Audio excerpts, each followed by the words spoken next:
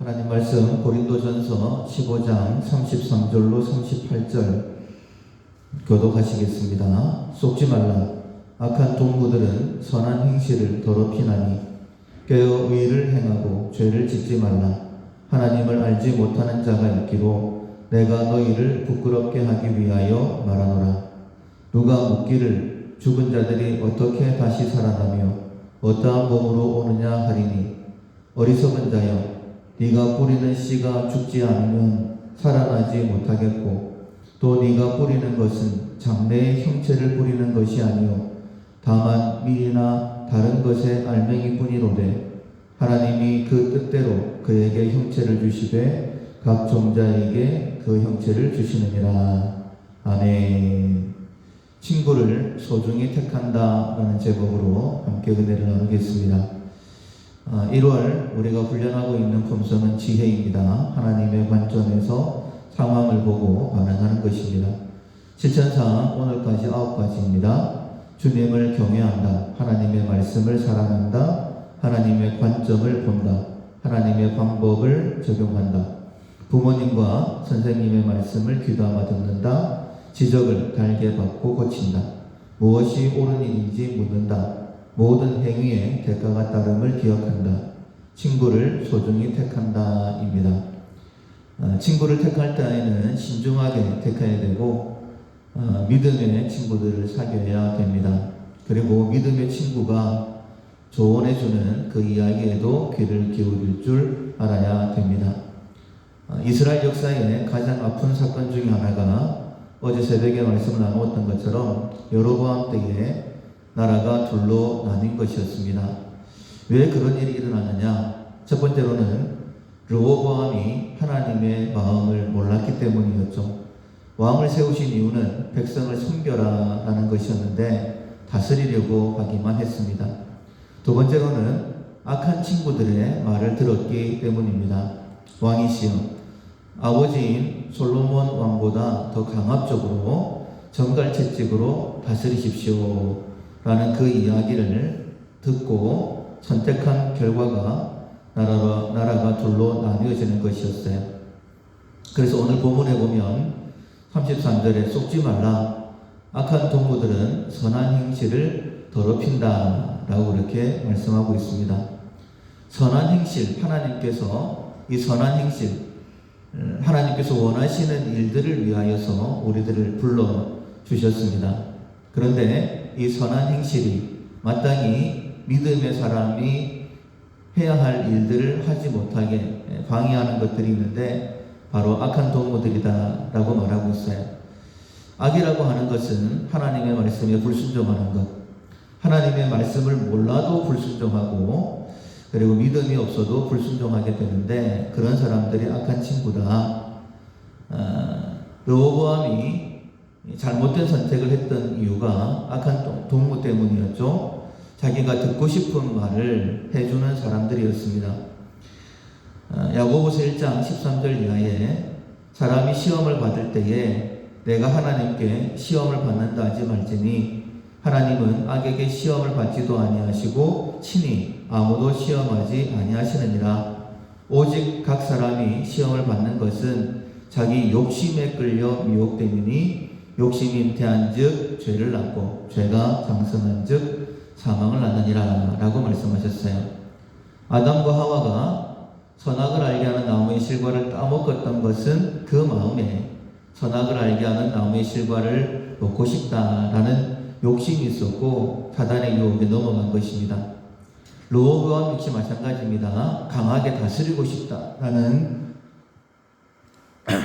그런 욕심이 있었기 때문에 악을 행하게 된 것이죠. 그래서 그렇게 되지 않도록 34절에 보면 깨어 의를 행하고 죄를 짓지 말라라고 말씀하셨습니다. 악한 동무가 언제든지 내 속에 있는 욕심을 부추겨서 선한 행실을 더럽힐 수 있기 때문에 깨어 있어라. 그리고는 의를 행하라. 의라는 것은 하나님의 말씀에 순종하는 것입니다. 동일하게 죄를 짓지 말라 이렇게 말씀하시는 거예요. 그렇다면 어떤 사람을 조심해야 될까? 35절에 보면 하나님을 알지 못하는 사람들이다 34절 하반절에 보면 하나님을 알지 못하는 사람들이다 라고 말씀하고 있어요. 하나님을 알지 못하는 자가 있기로 내가 너희를 부끄럽게 하기 위하여 말하노라. 지금은 고린도 교회에게 하시는 말씀이죠. 그러면 교회 안에도 하나님을 알지 못하는 자들이 있다 이렇게 말씀하시는 거예요. 이런 사람들이 가장 어리석은 사람들, 악한 동무들이다 라고 말씀드릴 수 있습니다. 시편 53편 1절에 보면 어리석은 자는 하나님이 없다느니라 라고 분명히 말씀하셨어요. 어떤 사람이 어리석은 사람이냐? 하나님이 없다. 즉 이 땅의 것만 바라보고 살아가는 사람들. 35절 이하에 보면 부활을 믿지 않는 사람들이다 라고 이렇게 말씀하고 있습니다. 누가 묻기를 죽은 자들이 어떻게 다시 살아나며 어떠한 몸으로 오느냐 하리니.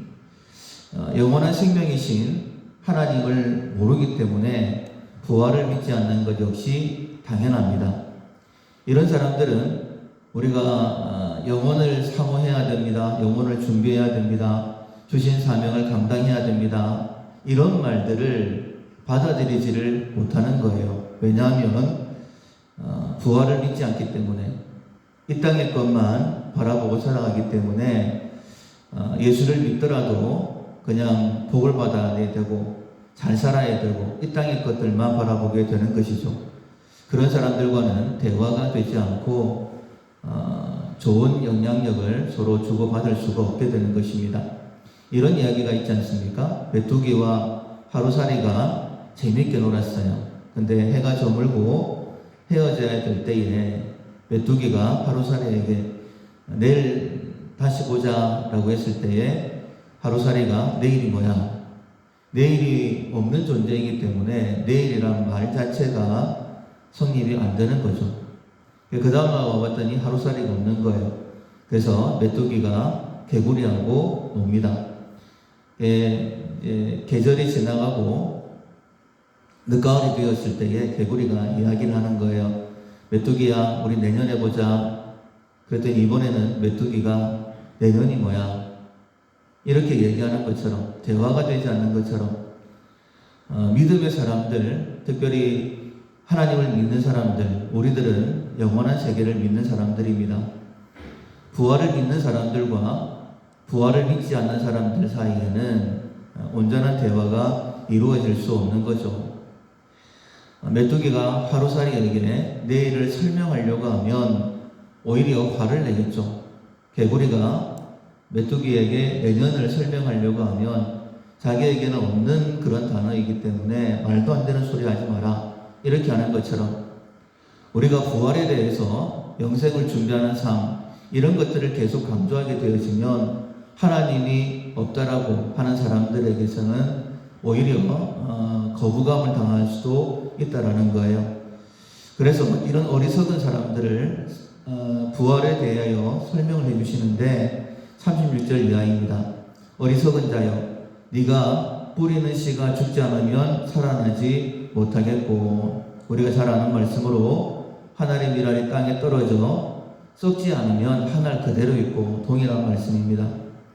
씨는 썩어 없어지는데 오히려 썩어 없어지면 그 안에서 더 풍성한 생명이 탄생하게 되는 것처럼 부활 역시 마찬가지다라고 말씀하시는 거예요. 계속 식물로 설명을 하십니다. 37절 38절에 또 네가 뿌리는 것은 장래의 형체를 뿌리는 것이 아니요 다만 밀이나 다른 것의 알맹이일 뿐이로되 하나님이 그 뜻대로 그에게 형체를 주시되 각 종자에게 그 형체를 주시느니라. 그러니까 씨를 뿌리면 씨가 맺히는 게 아니죠. 씨를 뿌리면 싹이 나고 이렇게 자라나서 열매를 맺는 것처럼 그 열매 역시 각각의 모양이 다 다르지 않습니까? 용도에 맞게끔 그렇게 하나님께서 만들어 놓으셨는데 그것 역시 부활 역시 마찬가지다라고 그렇게 말씀하고 있는 거예요. 39절에 보면 이렇게 말씀을 하시죠. 육체는 다 같은 육체가 아니니 하나는 사람의 육체요, 하나는 짐승의 육체요, 하나는 새의 육체요, 하나는 물고기의 육체라. 사람은 사람으로서 살기에 적당하게 하나님께서 지으셨고, 공중에 나는 새는 공중에 날기에 합당하게, 또 물고기들은 물속에서 살기에 합당하게 하나님께서 그 육체를 주신 것처럼, 우리가 이 땅에 살아가는 동안에는 이 땅에서 살기 편하게, 그리고 영생하는 몸은 또 다른 몸이다라고 이렇게 말씀하고 있는 거예요. 내가 지금 이 땅에 살고 있다라고 해서 이 땅의 것이 전부다라고 얘기하는 것, 그것만큼 어리석은 것이 없다라고 말씀하시는 것입니다.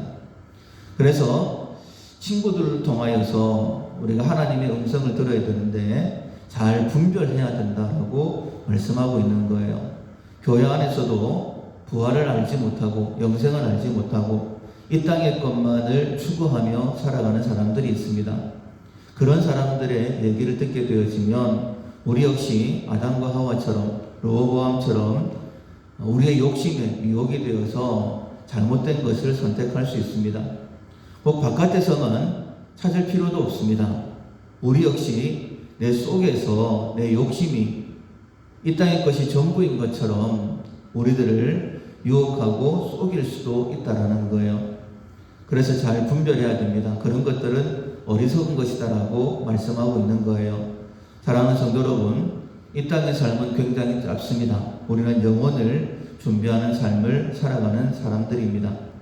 하나님께서 영혼을 사모하는 마음을 주셨기 때문에 언제나 그 영혼을 사모하면서 그 나라를 준비하면서 이 땅을 지혜롭게 살아갈 수 있는 우리 모두가 될 수 있기를 주님의 이름으로 축원합니다. 아멘.